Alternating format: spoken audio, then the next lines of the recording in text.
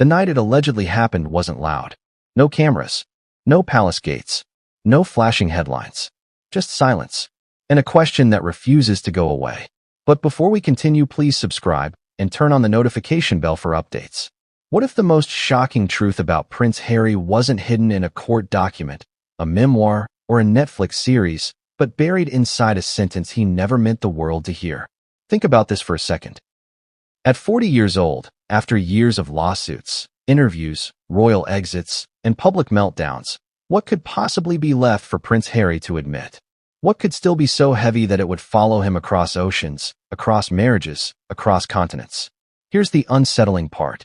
For years, people have whispered, quietly, uncomfortably, sometimes cruelly, sometimes cautiously, questions about timing, about language, about distance, about moments that didn't quite add up. Questions most people dismissed as gossip, or conspiracy, or cruelty. But what if those questions weren't born from malice, but from cracks that were always there? This story matters now because something changed, not in the headlines, but in Harry himself. 40 isn't just a birthday. It's a reckoning. It's the age where denial gets tired, where rehearsed answers start slipping, where the body remembers what the mouth tries to forget. And suddenly, people notice something strange. Harry stopped saying certain things. He started choosing different words. He laughed at moments that didn't call for laughter. He went silent when silence felt loud. Ask yourself this. Have you ever watched someone protect a truth so fiercely that the effort itself becomes visible? That's where this story begins. Not with a declaration, not with proof, but with tension, with contradictions, with emotional static humming beneath every public appearance. And no, this isn't about attacking anyone. This isn't about assigning blame. This is about understanding what happens when a man builds his identity around honesty and then finds himself cornered by something he can't say without destroying everything he's built. Because here's the part that should make you uncomfortable. If a man truly believed he was the biological father of his children, why would he need to clarify it at all? Why would the words biological even enter the conversation? And if he didn't, how long could he live with that truth before it demanded air? Tonight, we're not here to prove anything. We're here to follow the emotional breadcrumbs, the pauses, the deflections, the moments that made even longtime supporters stop and say, "Wait, did you hear that?" By the end of this story, you may not walk away with certainty, but you will understand why this question refuses to die, and why, if an admission was ever made, it may not have been planned or forgiven.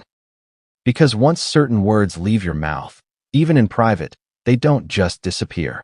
And what allegedly followed that moment would set off a chain reaction no one could stop. People love to say the signs were never there, that this all came out of nowhere, that no one could have predicted it. But that simply isn't true. The cracks didn't appear overnight. They appeared slowly, quietly, in moments that felt insignificant at the time.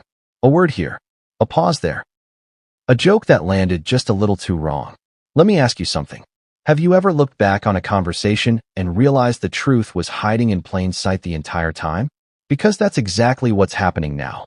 Years ago, Prince Harry spoke about fatherhood with a kind of enthusiasm that felt raw and real, almost defiant, like he was proving something to the world, to the palace, maybe even to himself. He talked about protecting his children, breaking cycles, being the father he never felt he had. But then something shifted, not dramatically, not all at once, just enough for people to notice, if they were paying attention. The language softened, then narrowed. Statements became carefully framed. Warmth gave way to distance. And here's where it gets uncomfortable. Instead of saying "my children," he began saying "the kids." Instead of "as their father," it became "as a parent." Small changes, easy to dismiss, until you realize how intentional public figures are with words. Was it media training? Maybe. Was it stress? Possibly. Or was it something deeper trying not to surface? There were moments that made even loyal supporters pause. Interviews where questions about the children were redirected. Appearances where emotional reactions felt delayed, almost practiced, as if he were responding the way a father should respond, not the way one instinctively does. And before you jump to conclusions, stop.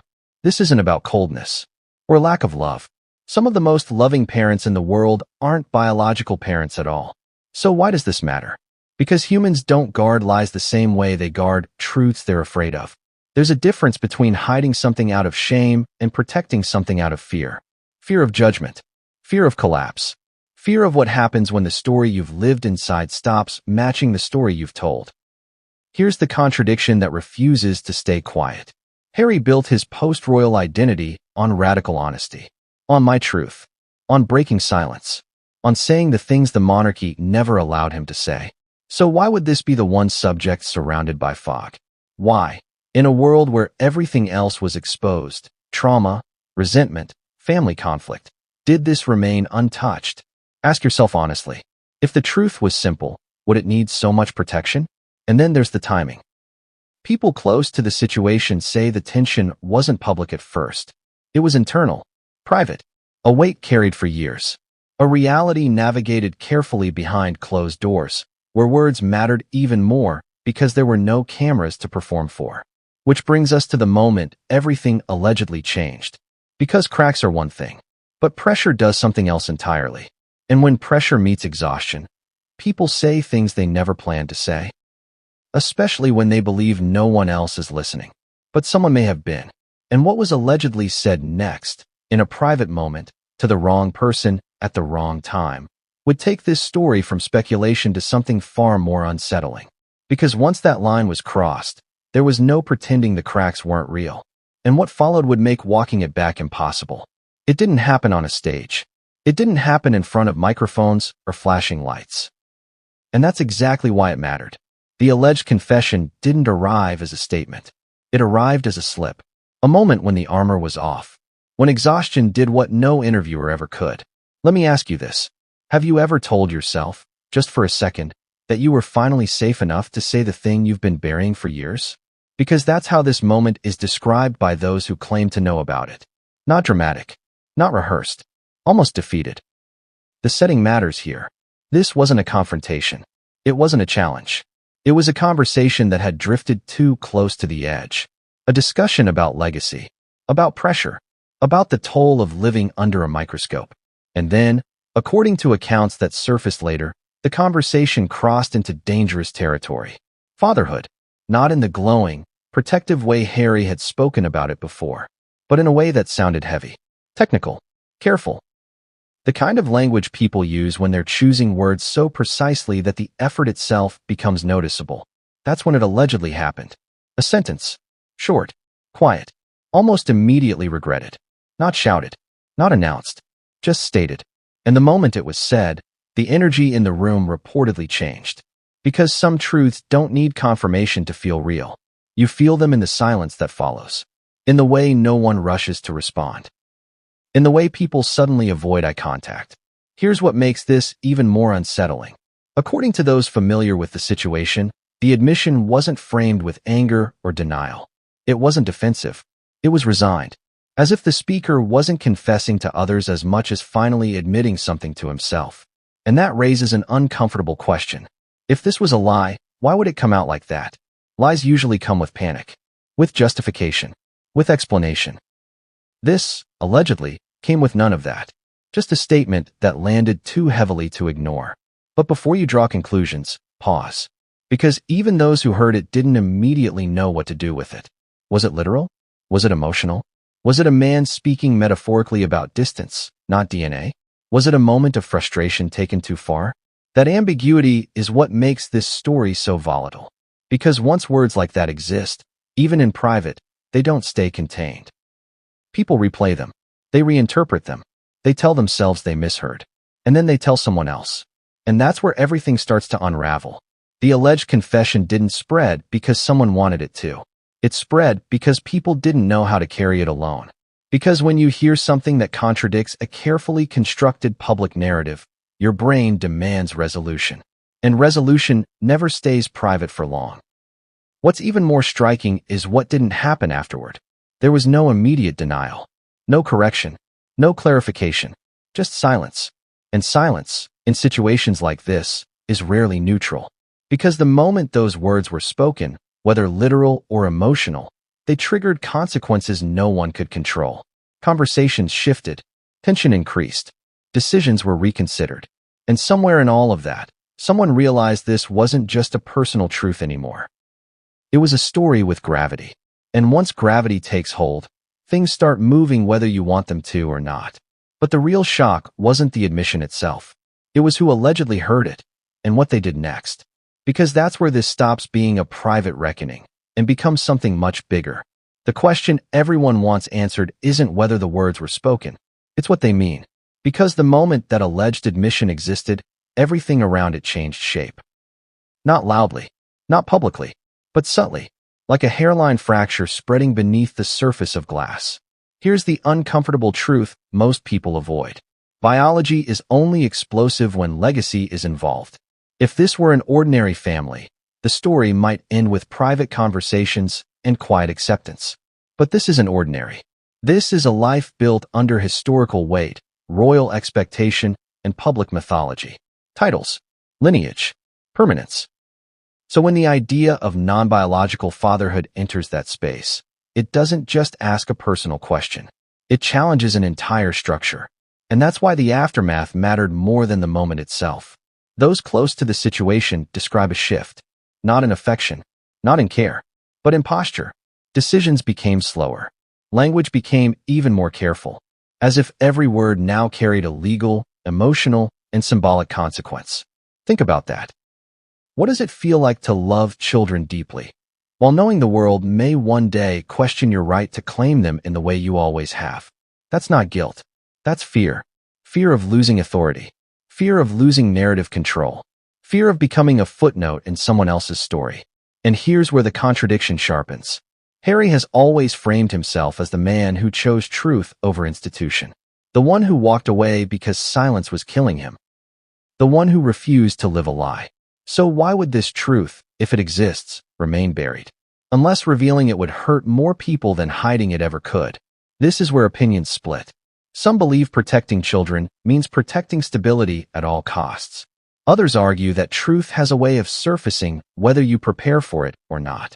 And once it does, the damage is worse. Ask yourself honestly, if you were in that position, would you choose honesty or harmony? Because the implications don't stop with identity. They ripple outward. Media scrutiny, public judgment, endless speculation, children growing up under a cloud they never asked for. And suddenly, the question isn't who the biological father is. It's who pays the emotional price for the answer. That's why those closest to the situation reportedly feared one thing above all else. Not scandal, not headlines, but timing. Because truth revealed too early can destroy innocence. Truth revealed too late can destroy trust. And somewhere between those two fears sits a man caught between the role he plays and the reality he lives. But here's the twist most people don't see coming. Sometimes, the most dangerous part of a secret isn't the secret itself. It's the moment someone else decides they're tired of carrying it for you. Because once more than one person knows a truth, control begins to slip. Conversations happen without you. Interpretations form without your input. And that's when stories stop belonging to the people who live them. They belong to the people who tell them. And according to those watching closely, the final phase of this story wasn't triggered by anger or revenge. It was triggered by inevitability. Because once a narrative starts cracking from the inside, it doesn't need exposure. It collapses on its own. And what comes next isn't denial. It's reckoning. The question we started with was never really about biology. It was about truth. Because when you strip away the titles, the headlines, the speculation, what's left is a man standing at the intersection of love and reality, and realizing he can't fully protect both forever. If those words were ever spoken, whether literal or emotional, they didn't explode anything overnight. They didn't shatter families in a single moment. What they did was quieter, more dangerous. They changed how everything was understood. Think about it. Once a possibility like this exists, it rewrites the past in people's minds. Old interviews get replayed. Innocent phrases are re-examined. Silence becomes suspicious. Certainty becomes fragile. And that's the cost of ambiguity. Because ambiguity doesn't give closure. It gives fuel. This is where the story circles back to the beginning. To that quiet moment. The late night wait. The exhaustion of holding something that can't stay buried forever. If the admission was emotional rather than literal, it still reveals something raw. A distance. A fracture. A fear of not fully belonging in the role the world assumes you occupy. And if it was literal, the implications are even heavier, not because of scandal, but because of permanence. Because once truth enters the public bloodstream, it doesn't leave. It mutates. It grows. It lives its own life. But here's the reflection most people miss. Fatherhood isn't proven by DNA tests. It's proven in presence, in protection, in sacrifice, in choosing to stay when walking away would be easier. And sometimes the cruelest irony is this. The men who question their right to claim the title are often the ones who take it most seriously. So where does that leave us? Not with answers, not with proof, but with a mirror. A mirror that asks whether we care more about origins or outcomes. Whether we value certainty over compassion. Whether we're watching this story to uncover truth. Or to feel validated in what we already believe. And that's why this conversation isn't ending tonight. Because if this story has taught us anything, it's that some truths don't arrive as declarations. They arrive as pressure, as pauses, as words that slip out when someone is too tired to keep pretending. So here's the question I'll leave you with. If protecting children means carrying a truth alone, is that strength? Or is it a burden no one should have to bear? Let me know what you think. Respectfully, thoughtfully, because this story isn't about sides, it's about consequences. And whatever the truth may be, one thing is certain. This isn't the last time this question will surface.